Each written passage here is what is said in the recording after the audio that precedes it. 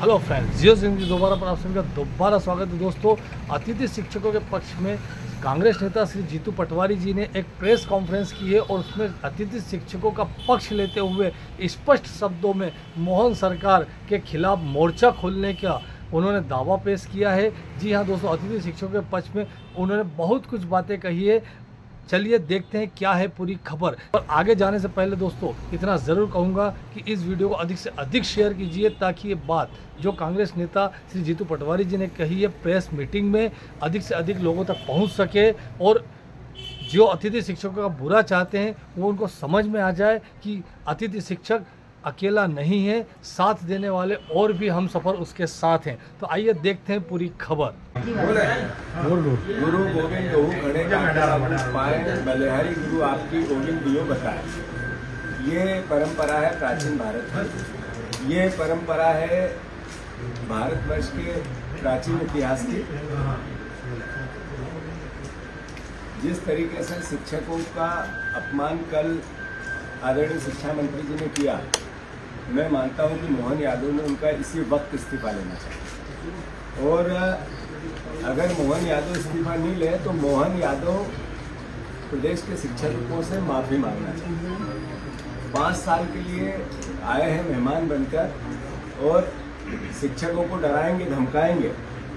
मेहमान बनकर शिक्षक अतिथि शिक्षक नहीं आए, आपकी व्यवस्था में लूच पूछ था, कमियां थी, इसलिए अतिथि शिक्षक उनको बन के बच्चों को शिक्षा देनी पड़ेगी। अगर आप व्यवस्थित करते तो इनको नियमित करते, इनकी लगातार नियुक्तियां होती तो नियमित स्कूल परंपरागत जो चलते हैं उसमें शिक्षकों की जो भर्ती पीएससी के माध्यम से होती है वैसे होती, या स्कूली शिक्षा विभाग के कोई और तरीका होता उससे होती। यानी आपकी कमी, आपका पाप, भारतीय जनता पार्टी की 20 साल की सरकार के पाप का घड़ा आप अतिथि शिक्षकों पे फोड़ते हो, ये निंदनीय है। आपको ये तो समझ में आया कि अतिथि शिक्षकों को आपने मेहमान बनाया, कब्जेधारी बनाया, पर आपको ये समझ नहीं आया आदरणीय शिक्षा मंत्री जी कि शिक्षा विभाग के पोर्टल के मुताबिक 47 जिलों में सिंगल स्कूल टीचर है, एक शिक्षक का स्कूल है। ये आपको समझ में नहीं आया कि पूरे प्रदेश में स्कूलों की संख्या 6858 है, इसमें से 420 सिंगल स्कूल सिर्फ शिवपुरी में है। शिवपुरी, जहाँ के सांसद ज्योतिराज सिंधिया जिन्होंने कहा अतिथि शिक्षकों के साथ न्याय नहीं होगा तो मैं सड़क पे आ जाऊंगा, आपने सरकार गिरा दूंगा, सरकार गिरा दी। उसी शिवपुरी में 420 शिक्षक सिंगल टीचर के हैं। आपको ये भी पता है कि सतना और रीवा जिले में सिंगल टीचर स्कूल 400 से ज्यादा है, जहाँ सबसे ज्यादा गरीबी है। आपको ये समझ नहीं आया आदरणीय स्कूल शिक्षा मंत्री जी, आप पद पे बैठे, आपकी 20 साल की 25 साल की सरकार है, अभी भारी बहुमत से आप चुन के आए। आपने हैरानी की बात तो ये कि 46 जिलों में 1275 स्कूल ऐसे जहाँ एक भी शिक्षक नहीं है, सिंगल एक शिक्षक नहीं है, और आप अपमान करते हो शिक्षकों का। ये क्या तरीका है कि पिछली बार की तुलना में स्कूल का बजट आपने 28,000 से 32,000 करोड़ कर दिया, 28,000 से 32,000 करोड़, और पिछले 10 साल में स्कूली शिक्षा के बच्चे 50 लाख कम हो गए। कैसा मैनेजमेंट, कैसा प्रोत्साहन है, कैसा स्कूल चलो अभियान है, क्या तरीका है ये कि मध्य प्रदेश में 92,695 स्कूलों में से 18,000 से ज्यादा क्षतिग्रस्त स्कूल है। 92,000 स्कूल में से 18,000 स्कूल, यानी 40%, 33% स्कूल कब भी गिर जाएंगे। अभी स्कूल गिरा था नरसिंहपुर में, सतना में, सागर में, जब बच्चों की जान चली गई वो समझ में नहीं आया इनको माफी नहीं मांगते आई। किस तरीके का शिक्षा एक भविष्य का आईना दिखाता है किसी भी प्रदेश और देश को। जो शिक्षक होता है ये नींव डालता है भविष्य की, बच्चों को संस्कारित बनाता है, शिक्षित बनाता है, जिससे किसी भी राष्ट्र का निर्माण होता है। वहां पर एक मंत्री इस तरह के वक्तव्य शिक्षकों के लिए दे रहा है।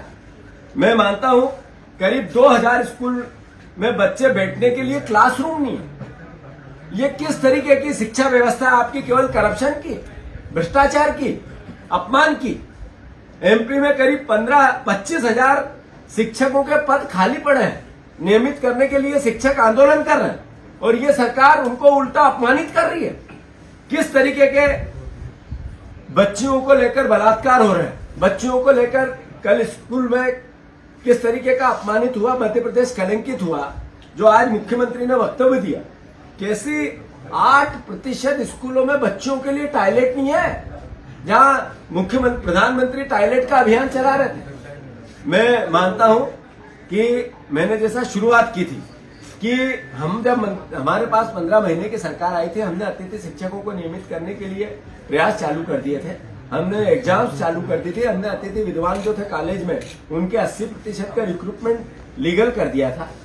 हमने कोशिश की कि ये नियमित कैसे, उसके लिए प्रयास चालू कर दिए थे। जब वो आंदोलन करते थे, हम अपमानित नहीं करते थे, उनके पास जाके बातें करते थे, उनकी बातें सुनते थे, ताने सुनते थे, उसके बाद भी संयम रखते थे। मैं अतिथि शिक्षा, अतिथि विद्वान, हमारे जितने शिक्षक परिवार के लोग हैं, शिक्षा कर्मी हैं, जितने भी शिक्षा से जुड़े हुए कर्मचारी हैं, आग्रह करना चाहता हूं आप सबसे कि आप ही लोग हो जो इनको मदद करते हो, आप ही लोग हो जो इनकी सरकार बनाते हो 20 साल से। अगर आप ऐसे अपमानित होकर भी इनकी सरकार बनाओगे तो फिर विपक्ष क्या करेगा, कांग्रेस क्या करेगी? आपको भी जागना पड़ेगा कि आखिर हमें आप ताकत नहीं दोगे, मदद नहीं करोगे तो हम इनसे मुकाबला कैसे करेंगे? हम कैसे, आपकी शक्ति से ही हमारी शक्ति है, विपक्ष की शक्ति है। मैं फिर से एक बार अनुरोध करता हूं कि मैंने बहुत गंभीरता से लिया है इस पूरे प्रकरण को, कांग्रेस पार्टी ने गंभीरता से लिया है। मैंने हमारे शीर्ष नेतृत्व को भी आग्रह किया है कि मध्य प्रदेश में अब शिक्षकों का अपमान हो रहा, सत्ता के मद में ये सरकार मदमस्त हो गई है। ये सरकार के मंत्री सिर्फ करप्शन करना चाहते हैं। अरे शिक्षा मंत्री के पास परिवहन मंत्रालय भी है, वहां करप्शन नहीं हो रहा है तो शिक्षकों पे उसकी भड़ास निकाल रहे हैं। वहां पे इनके आपस में तालमेल नहीं बन रहे हैं, कई अलग अलग प्रकार के, तो उसकी कुंठा सरकार को अस्थिर करने में लगे हैं। क्या कारण है? हम मोहन यादव जी को 25 बार कह चुके हैं कि हम सकारात्मक विपक्ष की भूमिका निभाना चाहते हैं, जनता की आवाज उठाना चाहते हैं, आपसे सुधार की अपेक्षा है।